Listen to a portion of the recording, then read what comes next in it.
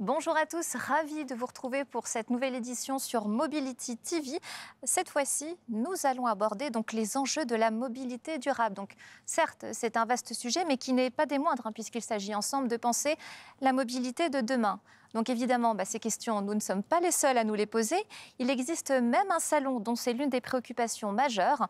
Il s'agit donc du Salon international de la mobilité organisé par Autonomie. Et ça tombe très bien, car à ma table, j'ai d'un côté... ce sont tous des experts mobilité, mais d'un côté, donc, nous avons les intervenants, 3 intervenants sur les 260 de cette édition, donc 260 exposants et partenaires. Donc, il s'agit de Amandine De Oliveira pour J'y rêve. Nous avons ensuite Benoît Yamanjeu pour 15 et enfin Côme Drescher pour Biro. Mais avant cela, j'aimerais que l'on se concentre sur l'organisation même du salon, qui est orchestrée donc par Adeline Larocque et par Ludovic Privat. Donc, bonjour à vous deux. Bonjour. Donc Adeline Larocque, vous êtes la directrice donc, du Salon international de la mobilité. Est-ce que, donc déjà, vous avez été donc l'une de nos invitées dans une édition précédente qui parlait donc vraiment en détail sur les axes majeurs du salon. Et bien maintenant, la question naturelle qu'on a envie de se poser, c'est qu'est-ce que vous en avez retenu ?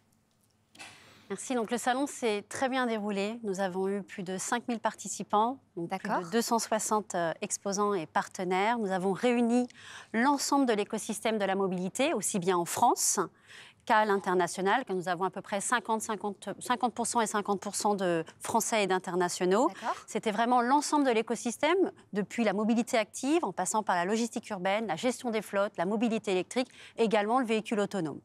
D'accord. Eh bien... J'ai très envie de vous poser exactement la même question. Ludovic Privat, je rappelle à tout le monde que vous êtes donc expert mobilité en termes de produits et de services du salon Autonomie. Tout à fait, merci. Je pense que le salon a vu pas mal de nouveautés, de lancements. Je pense à la société American Lime qui est venue lancer un nouveau produit, même si les trottinettes s'arrêtent à Paris, elles continuent ailleurs.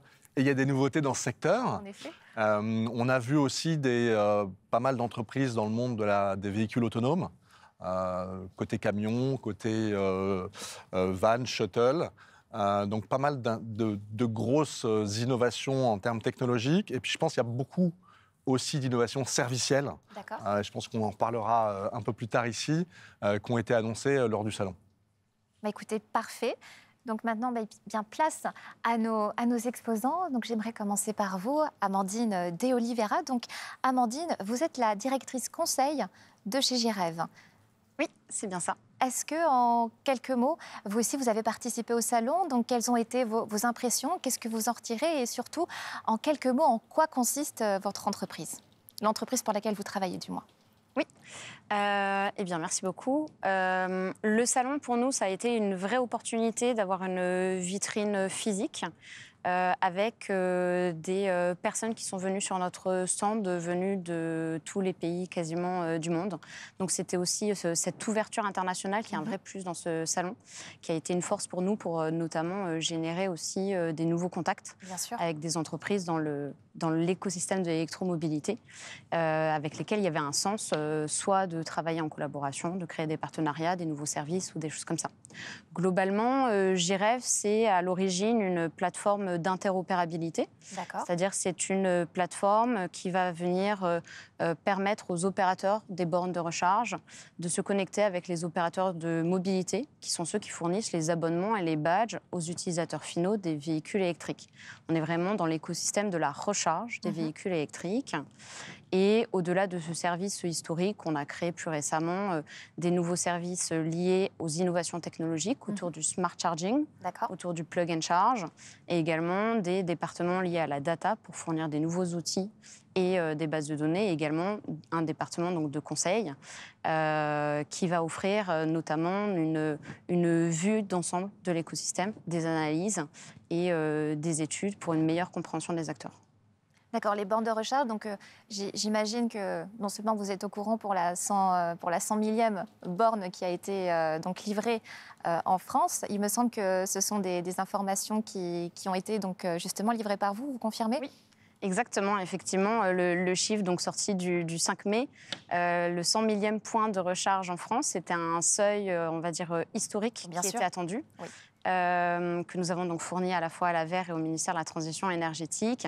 Donc ce seuil est très attendu. Le gouvernement n'a pas attendu pour donner l'objectif suivant, des 400 000 points de charge. 000, oui, voilà, c'est ça, pour 2030. Donc il y a tout l'écosystème qui continue de travailler en ce sens. Ce qu'il faut se dire, c'est qu'en 2014, on avait 8 000 points de charge répartis sur l'intégralité du territoire. Aujourd'hui, voilà, on passe la barre des 100 000. Il y a une croissance de plus 66% en un an. Donc, on est vraiment sur la bonne lancée pour atteindre ces objectifs. Benoît Yamanjeu, bonjour. Bonjour. Alors, vous êtes le directeur général de 15. Donc, exactement la même question en quelques mots. Qu'est-ce que vous avez retenu d'une part du salon et d'autre part, quelles sont les valeurs de 15 en quoi consiste exactement l'entreprise 15 ? Alors du coup, je vais commencer par ça. Ça permettra aussi d'expliquer ce qu'on a tiré du salon. Donc 15, c'est une entreprise qui conçoit des services de vélos partagés. D'accord. Donc on les conçoit à la fois d'un point de vue matériel, les vélos, les stations, infrastructures de recharge, et d'un point de vue logiciel, tout ce qui va permettre d'accéder aux services et de gérer les autorisations d'accès aux différents services. Donc on conçoit ces systèmes-là, ces services, et on les met à disposition des villes. On travaille quasi exclusivement avec des collectivités, donc sur des marchés publics, et on déploie des systèmes de vélos publics, que ce soit de la location longue durée, que ce soit du libre service, du vélo en gare. On les met à disposition de ces collectivités avec qui on travaille. Voilà, donc on s'appelle 15 en hommage à la ville du quart d'heure, 15 Minute City, une ville dans laquelle tout est faisable à moins de 15 minutes à pied ou en vélo. On peut faire ses courses, on peut aller chez le médecin, on peut aller à l'école en moins de 15 minutes. Et donc c'est dans cet objectif d'apaiser les villes et de les rendre plus vivables qu'on travaille chez 15. Et donc pour le salon autonomie, nous, notre principale actualité était d'annoncer des innovations. On est avant tout, ces services-là, on les amène grâce à de l'innovation sur le logiciel, à de l'innovation sur le matériel. Et donc là, on a présenté à la fois une nouvelle station de recharge qui est plus compacte, qui s'insère mieux dans la ville, qui est plus facile à installer, plus rapide à installer, et donc qui permet de déployer les services beaucoup plus rapidement et pour beaucoup moins cher pour les collectivités. Et on a aussi annoncé un nouveau vélo, qui est une évolution de notre vélo, qui permet de mieux couvrir tous les usages, à la fois des usages plus privatifs comme la location longue durée, mais aussi des usages de vélos partagés. Voilà. Très bien, merci beaucoup, Monsieur Yamanjeu. Et donc enfin, Côme Drescher, donc bonjour Côme Drescher. Bonjour. Donc vous êtes directeur général de Biro France, donc eh bien pas de jaloux. Exactement la même question, en quoi consiste Biro et ce que vous avez retenu de cette édition? Alors, donc Biro France étant la filiale française du constructeur Estrima.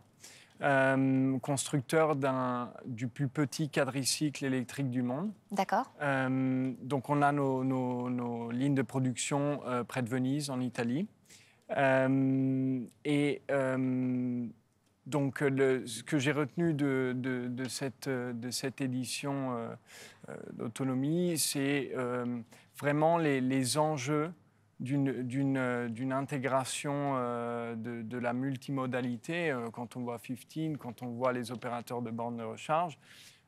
Et effectivement, quand on regarde les solutions que nous on propose avec le véhicule électrique Biro, c'est de correctement intégrer cette multimodalité dans les villes, entre les transports publics, les entreprises qui ont ce besoin de mobilité efficace.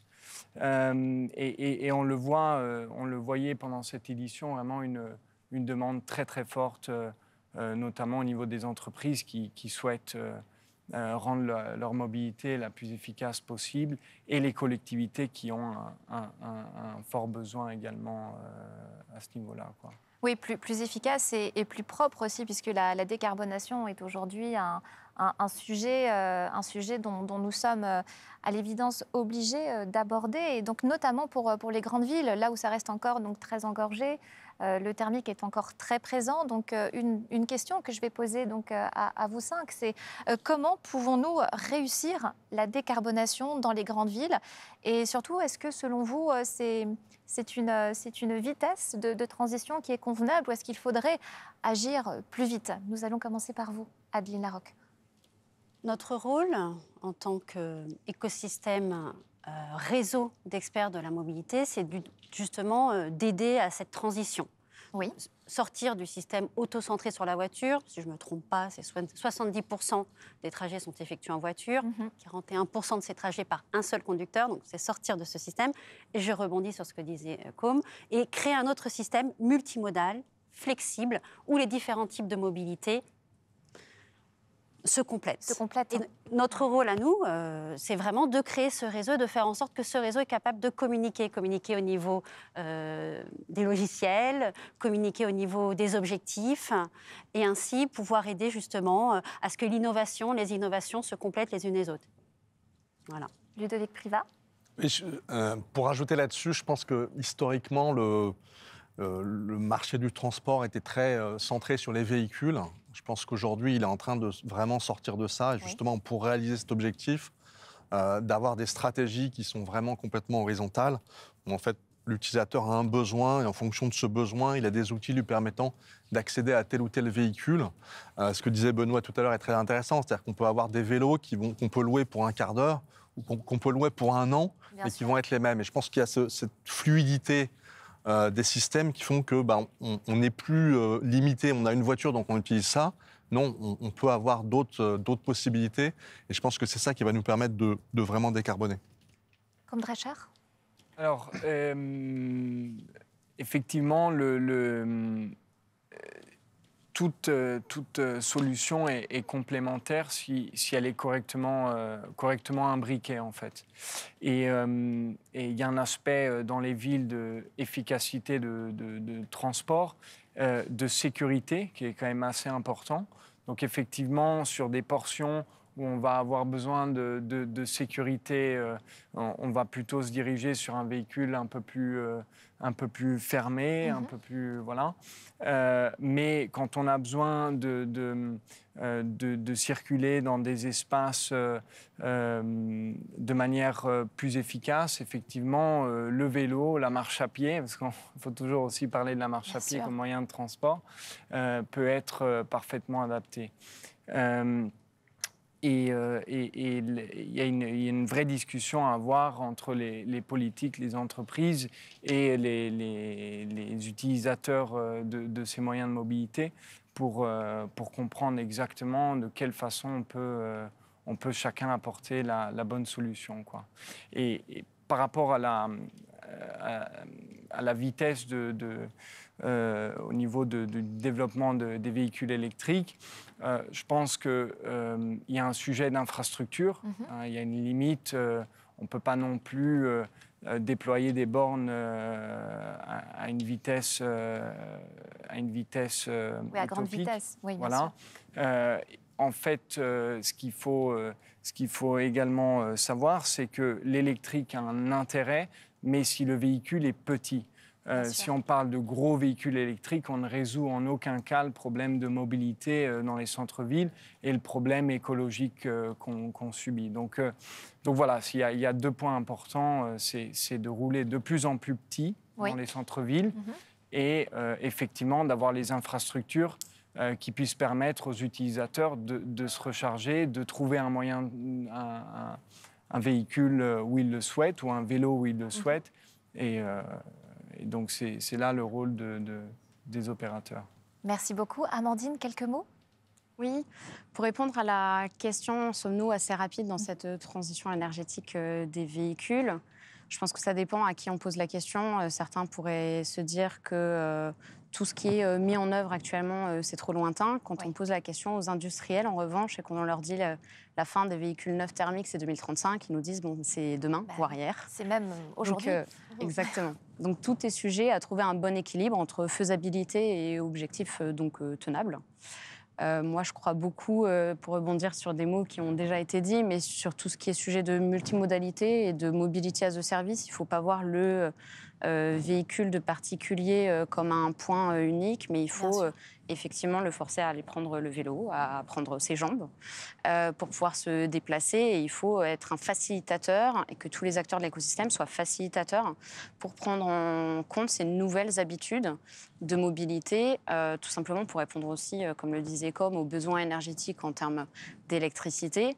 Aujourd'hui, Enedis et RTE sont confiants sur la faisabilité en termes de fourniture d'électricité pour ces besoins à venir avec un parc grandissant de véhicules électriques, mais aussi si on adopte des nouvelles manières, des nouvelles habitudes, et notamment en utilisant ce qu'on appelle le smart charging, qui va permettre aussi de pouvoir réguler la consommation et la récupération de l'énergie depuis les véhicules. Benoît Yamanjeu. Je pense que beaucoup de choses ont été dites. Oui. Moi, le point le plus important, je pense, c'est vraiment d'être capable, c'est ce qu'on disait tout à l'heure, d'être capable d'offrir le bon véhicule, le bon mode de transport au bon moment, au bon endroit, adapté aux besoins de la personne qui se présente. Donc c'est vraiment avoir une palette hyper large d'offres et avoir aussi de la facilité pour accéder à cette offre via des applications qui permettent de faire de la multimodalité, qui permettent de prendre ses jambes quand on doit prendre ses jambes, mais qui permettent aussi de prendre un vélo, de prendre une voiture si on a des charges à transporter. Donc c'est vraiment être capable d'offrir le bon mode de transport au bon moment. Et je pense que l'autre point, c'est vraiment, et c'est ce qui nous réunit tous, c'est l'accès à l'électricité. Je pense que la décarbonation, elle passe par l'électrification. On le voit sur nos vélos, on le voit sur les voitures, on le voit sur des petits quadricycles, on le voit sur des trottinettes. Il y a un besoin d'accès à l'électricité. C'est un point qui est clé dans la ville, d'avoir ces accès-là pour rendre les modes possibles. Déjà, l'heure de conclure, mais quand même, avant de conclure, je tenais à féliciter, donc justement, puisque nous avons à notre table quand même deux lauréats, ce n'est pas rien, donc Côme Drescher et Benoît Yamanjeu. Donc vous avez tous les deux remporté donc, dans des catégories bien spécifiques, donc un prix. Donc avant de nous quitter, la question qu'on a envie de se poser, c'est qu'est-ce que cela... Enfin, déjà, j'imagine que c'est une très grande satisfaction et fierté pour l'entreprise, mais qu'est-ce que cela concrètement va pouvoir vous apporter ? On va commencer par vous, Benoît. Nous, ce que ça nous apporte, c'est ce prix, et surtout, en fait, la raison pour laquelle on a ce prix, c'est-à-dire l'innovation qu'on a présentée, c'est le fait d'avoir maintenant un produit qui est accessible pour toutes les collectivités, y compris les petites villes, les villes moyennes, les zones moins denses, les banlieues, les zones dans lesquelles on a des potentiels de report modal qui sont beaucoup plus importants, parce qu'on a des gens qui sont dépendants de la voiture. Et donc, avoir de la visibilité sur cette innovation-là, et du coup, rendre cette innovation disponible pour toutes ces villes-là, c'est ça pour nous la clé, et de pouvoir développer nos services dans des villes qui aujourd'hui n'en ont pas. Côme Drescher ? Alors, premièrement, il y avait un aspect qui était très important pour moi, c'était de montrer à mes équipes que le message qu'on voulait passer avec Biro aux villes et aux utilisateurs de la ville, il est correctement passé. C'est-à-dire que les gens ont compris ce qu'on pouvait apporter. Donc ça, c'est quand même un point extrêmement important. Et deuxième point, c'était effectivement d'avoir un peu plus de visibilité, étant donné qu'on est une filiale très très jeune et que le véhicule Biro a besoin d'être présenté avec un peu plus de visibilité. C'était effectivement important pour nous grâce à ce concours, quoi. Merci beaucoup à tous les 5 d'avoir accepté donc, notre invitation sur le plateau de Mobility TV. Je vais quand même rappeler la fonction de chacun. Donc, Benoît Yamanjeu, vous êtes donc le directeur général de 15. Ensuite, nous avons Amandine De Oliveira, qui, je rappelle, est directrice du conseil de chez G-Rêve. Ensuite, nous avons Côme Drescher, qui est le directeur général de Biro France.